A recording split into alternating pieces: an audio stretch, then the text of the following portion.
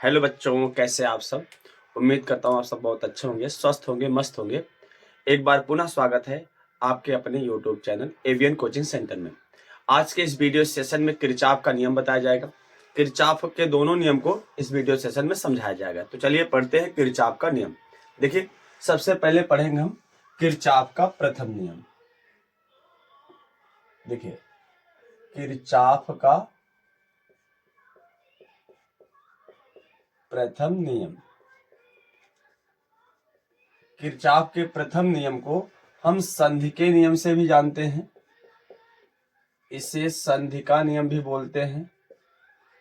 ये याद रखना, किरचॉफ के पहले नियम को हम और किस नाम से जानते हैं? संधि के नियम से जानते हैं। तो देखिए, संधि पर आधारित होता है। मान लेते हैं कोई संधि है जहां पर बहुत सारी धाराएं यहां से आ रही हैं और जा रही हैं। ठीक, मान लेते हैं I1 धारा है, यहां से I1 धारा इस संधि पर आ रही है। I2 धारा भी इस संधि पर आ रही है। I3 धारा इस संधि से दूर जा रही है। I4 धारा भी इस संधि से दूर जा रही है। I5 धारा भी इस संधि से दूर जा रही है। ठीक है, और I6 धारा भी इस संधि से क्या जा रही है? दूर जा रही है। तो हम मान लेते हैं कोई संधि है, इस संधि पर कुछ धाराएं आ रही हैं और कुछ धाराएं इस संधि से जा रही है। इस संबंध में किरचॉफ ने अपना पहला नियम दिया, जिसको बोलते हैं संधि का नियम। संधि का नियम यह बताता है कि किसी संधि पर मिलने वाली समस्त धाराओं का बीजगणितीय योग शून्य होता है। क्या बताता है? किसी संधि पर मिलने वाली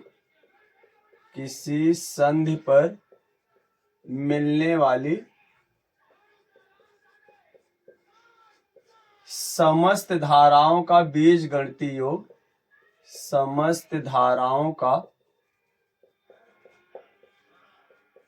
बीजगणितीय योग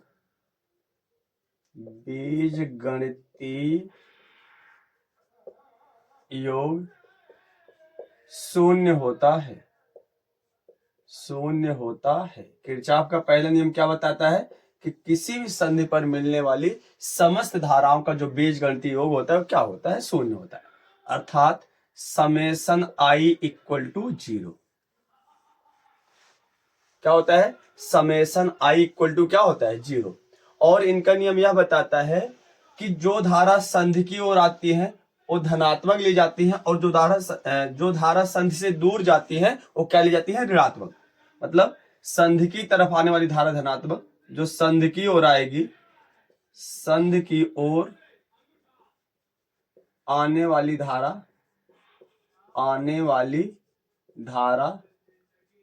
धनात्मक व संधि से दूर जाने वाली धारा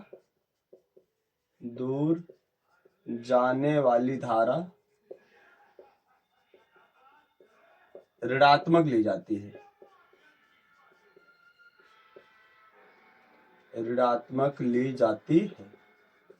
ठीक है, मतलब जितनी धारा संधि पर मिलेगी, संधि पर आएगी, उसको क्या लेंगे? पॉजिटिव में, और जितनी संधि से दूर जाएगी उसको क्या लेंगे? निगेटिव में। देखिए, कौन कौन सी धारा संधि की ओर आ रही है? देखो, तीर बता रहा ना, तीर ही तो दिशा बताती है। तो I1 ये संधि माने हो, तो I1 और I2 आ रही है, तो I1 और I2 पॉजिटिव में हो जाएगा। और कौन कौन सी धारा जा रही है? I3 बाहर जा रही है, I4, I5 और I6, इसको ऋणात्मक ले लीजिए। I3, I4, I5, I6 ये सभी दूर जा रही, इसलिए ऋणात्मक। और इन सब का योग किसके बराबर होगा? शून्य के बराबर होगा। अब जितने ऋणात्मक है क्या कर दो? उधर पक्षांतर कर दो। तो I1 plus I2 equal to I3 plus I4 plus I5 plus I6। तो यहां से क्या निष्कर्ष निकला? मतलब जितनी धारा आ रही है संधि की ओर, उनका योग, और जितनी धारा संधि से दूर जा रही है उनका योग आपस में क्या होता है? बराबर। कहने का मतलब हम कह सकते हैं संधि से दूर आने वाली, संधि की ओर आने वाली धारा और संधि से दूर जाने वाली धारा का योग क्या होता है? आपस में बराबर होता है। अर्थात इसी को हम बोल सकते हैं यह आवेश संरक्षण के सिद्धांत पर आधारित है। किस पर आधारित है? ये पूछा भी जाता है। किरचॉफ का पहला नियम को किस नाम से जानते हैं? संधि के नाम से जानते हैं। एक किस सिद्धांत पर आधारित है? आवेश संरक्षण के सिद्धांत पर। कैसे? देखो, जितनी धारा आ रही है उतनी धारा क्या हो रही है, जा रही है। तो इसका मतलब आवेश क्या है, संरक्षित है।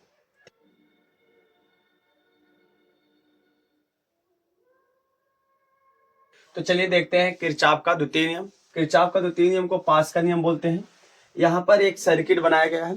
देखिए पास का नियम का प्रयोग करते समय, देखिए पास का नियम क्या करता है, किसी परिपथ में, किसी बंद परिपथ में बहने वाली धारा तथा उसके संगत प्रतिरोधों के गुणनफल का बीजगणितीय योग उस पास में लगे विद्युत वाहक बलों के बीजगणितीय योग के बराबर होता है।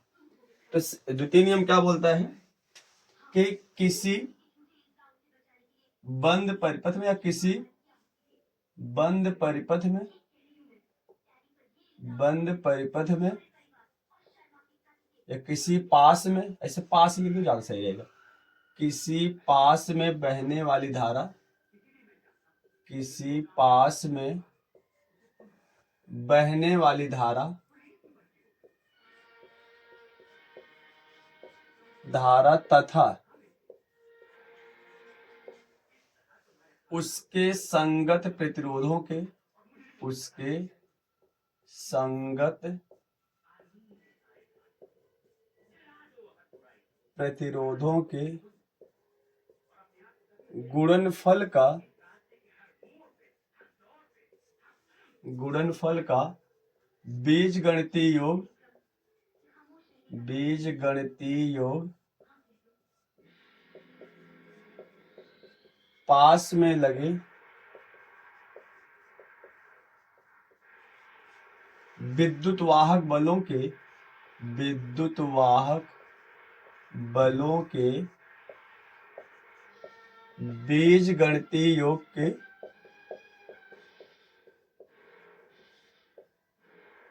बीजगणितीय योग के बराबर होता है।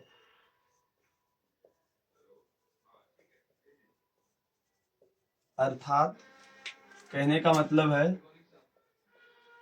अर्थात समेशन आई इंटू आर। देखो आई का मतलब धारा, आर का मतलब उसके संगत प्रतिरोध का गुणनफल का बीजगणितीय योग, समेशन का मतलब योग, बराबर पास में लगे विद्युत वाहक बलों का बीजगणितीय योग, मतलब समेशन ई।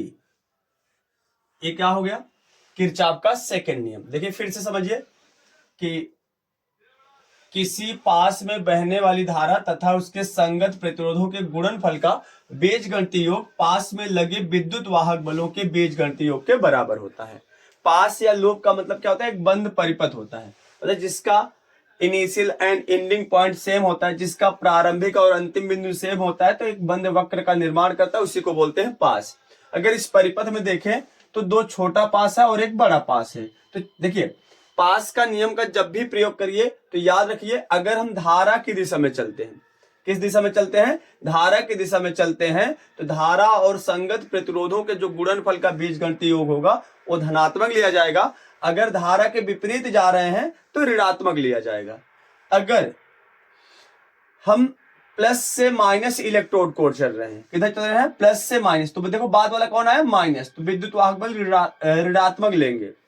अगर माइनस से प्लस की ओर जाते हैं तो विद्युत वाहक बल धनात्मक लेते हैं। याद करने का तरीका क्या है, विद्युत वाहक बल का चिन्ह, जिधर जो चिन्ह बाद में पड़ता है, जैसे माइनस से प्लस तो क्या लेंगे प्लस, प्लस से माइनस तो क्या लेंगे माइनस। चलिए एक पास का नियम का प्रयोग करके दिखा रहे हैं। जैसे पहले एक पास ले लेते हैं, पास कहां शुरू करते हैं, बी से मान लो शुरू करते हैं, तो बी के बाद कहां गए, सी, बी सी फिर डी, छोटा पास ले रहे हैं, फिर डी से फिर कहां आए ए, फिर वहीं पर चले जाओ जहां शुरू किए हो बी, तो एक पास बन गया, मतलब जहां शुरू किए वहीं पर खत्म कर दो, तो एक पास। देखो A B C D A और बी, एक पास बन गया। अब पास के नियम में लगाइए किरचॉफ का द्वितीय नियम। पहले हम क्या निकालेंगे, धारा और संगत प्रतिरोध जो है, इस पास में जितने धारा हैं और उसके संगत प्रतिरोध के गुणनफल का बीजगणितीय योग निकालेंगे। तो देखिए जब बी से गए सी तो धारा क्या मिला I1, उसका संगत प्रतिरोध क्या मिला R1। अब देखो हम जा किधर रहे हैं, बी से सी, धारा भी किस दिशा में बह रही है, बी से सी, तो मतलब धारा की दिशा में जा रहे हैं, इसलिए क्या लेंगे पॉजिटिव, तो I1 इंटू R1 आगे हो गया धनात्मक। अब आ जाओ सी से डी तक, देखिए कुछ मिला नहीं मिला। फिर डी से ए आओ, डी से ए हम जा रहे हैं, डी से ए धारा बह रही है ए से डी, मतलब विपरीत आ रहे हैं, विपरीत। देखो धारा इधर जा रही है, हम आ इधर रहे हैं, तो इसका मतलब क्या लेंगे चिन्ह ऋणात्मक। धारा क्या है I2, संगत प्रतिरोध क्या है R2 है। फिर ए से गए बी तक, कुछ नहीं मिला, फिर लगा दो बराबर। देखिए यहां पर क्या हो गया, धारा और उसके संगत प्रतिरोधों के गुणनफल के बीजगणितीय योग। अब इधर लिखेंगे क्या, विद्युत वाहक बलों का योग। अब पहले कहां से कहां गए थे, बी से सी, तो देखिए यहां पर विद्युत वाहक बल है, प्लस से कहां जा रहे हो, माइनस। हमने बताया जो लास्ट में जाओ वही चिन्ह रख दो, तो लास्ट वाला चिन्ह क्या है, माइनस, हो जाएगा -E1। सी से डी आए, कोई विद्युत वाहक बल नहीं लिखा। डी से ए आए तो माइनस से कहां गए, प्लस, इसलिए लिख दो प्लस। बोलो समझ में आया। अगर ये नियम समझ में आ जाएगा तो आपको हीट स्टोन भी आसानी से आ जाएगा। चलिए अब एक और पास भी दे लेते हैं। देखिए यहां पर लिख रहे हैं पास, दूसरा पास ले लेते हैं, A D E F A. इसको ध्यान रखिएगा, अगर हम इस नियम को जान जाएंगे, पास के नियम का प्रयोग करना सीख जाएंगे, तो हीट स्टोन भी आ जाएगा। और इससे जो न्यूमेरिकल्स आते हैं, ऐसे परिपथ आपको दिया रहेगा, धारा I1 I2 I3 का मान निकालने को बोलेगा, 3 से 5 नंबर का क्वेश्चन आता है, हर बार बोर्ड एग्जाम में आता है, तो वो भी समझ में आ जाएगा। अब देखिए पहले हम चले कहां से, ए से डी। पहले इधर क्या लिखेंगे, धारा और उसके संगत प्रतिरोध जितना भी होगा सभी को जोड़कर लिख देंगे। अगर धारा की दिशा में जा रहे हैं तो धारा संगत प्रतिरोध का गुणनफल क्या लेंगे, पॉजिटिव। धारा के विपरीत जा रहे हैं तो निगेटिव। अब हम चल रहे हैं ए से डी तक। देखो इस पास में क्या लिखे, ए से डी। जब ए से डी जा रहे हो, धारा किधर जा रही है, ए से डी की दिशा में जा रही है। कोई तीर तो बताती है ना धारा किधर जा रही है। तो धारा क्या है I2, संगत प्रतिरोध क्या है भैया, यहां पर R2 है। चलिए फिर डी से कहां पहुंचे, ई, कोई धारा नहीं मिला संगत प्रतिरोध। अब ई से कहां पहुंचे, एफ। धारा किधर बह रही है, एफ से ई में। हम आ रहे हैं किधर, ई से एफ, तो विपरीत दिशा में आ रहे हैं, इसलिए क्या लिख देंगे, ऋणात्मक। ठीक, अब धारा क्या है I3, संगत प्रतिरोध क्या है R3। ठीक, अब एफ से ए गए, कुछ नहीं मिला, लिख दिए बराबर। अब इधर धारा और संगत प्रतिरोध हो गया। अब हम विद्युत वाहक बल लिखेंगे। देखिए पहले ए से कहां आए, डी में। अब देखो विद्युत वाहक बल क्या है, प्लस से माइनस, लास्ट में कौन आया, माइनस, इसे चिन्ह लिख दो क्या, -E2। ये तरीका है, ट्रिक है समझने के लिए। विद्युत वाहक बल का चिन्ह किस प्रकार समझानेंगे कि पहले देखो प्लस से माइनस, लास्ट वाले क्या है माइनस, वही चिन्ह लगा दो आगे। फिर डी से आ गए ई से एफ आओ, यहां है माइनस, जो छोटा लाइन बना होता है माइनस को प्रदर्शित करता है, बड़ा वाला क्या प्रदर्शित करता है, प्लस को, याद रखना सेल में। और माइनस आए प्लस, तो क्या लिख देंगे, +E3। ये हो गया दूसरा पास हो गया। इस प्रकार से पहला पास इक्वेशन 1 मान लो, इसको मान लो इक्वेशन 2। अगर इन दोनों को पास जोड़ेंगे, इन दोनों को जोड़ेंगे, छोटा पास इस दोनों छोटे पास को, तो पूरा जोड़ेंगे बड़ा परिपथ वाला आ जाएगा। चाहे आप लगाकर एक बार चेक कर लेना। तो स्क्रीनशॉट लीजिए। तो कैसा लगा वीडियो सेशन आज का दोस्त, अगर अच्छा लगा हो तो वीडियो को लाइक कर दीजिएगा।